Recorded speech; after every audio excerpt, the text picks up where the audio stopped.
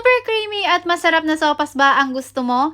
Tara, samahan mo ako magluto for today's video dahil ituturo ko sa iyo ang sikreto ko sa pagluluto ng mas pinakreamy at mas pinasarap na luto ng sopas for today's video. Sa tunay nga mas masarap pa to kaysa sa sopas ng Jollibee. Sinasabi ko sa inyo mga katropa. Kaya naman, umpisahan na nating magluto mga katropa. Maggisa lang tayo ng bawang at sibuyas, tapos isutay lang natin yan.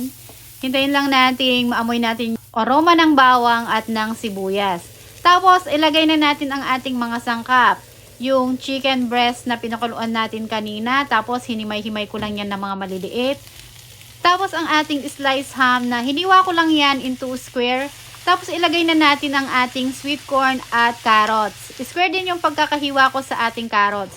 Tapos, ilagay na natin ang ating mga pampalasa. Naglagay ako dyan ng paminta, ng magic sarap. Tapos yung ang ating chicken stock, yung pinagpakuluan natin kanina sa chicken breast. Naglagay din ako dyan ng kalahating kutsara ng asin. Himalayan salt po yung ginagamit ko mga katropa. At naglagay na din ako dyan ng 2 mangkok ng tubig para sa ating pagpapakulo.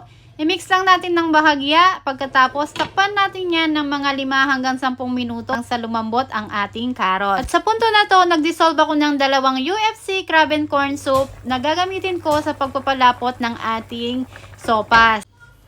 Pagkaroon nga ng ilang minuto ay malambot na ang carrots at ang sweet corn. Kaya naman, ilagay ko na dito ang ating itlog ng pugo. Tapos ang ating ebap. Rainbow po ang ating gamit dyan. Tapos, inalagay ko na rin ang ating Nestle cream para mas creamy. Sinunod ko na ding ilagay ang ating dissolved na UFC crab and corn kanina. Tapos, halu-haluin ho natin yan na bahagya hanggang sa lumapot ho siya. Yung maging ganito po ang kanyang texture.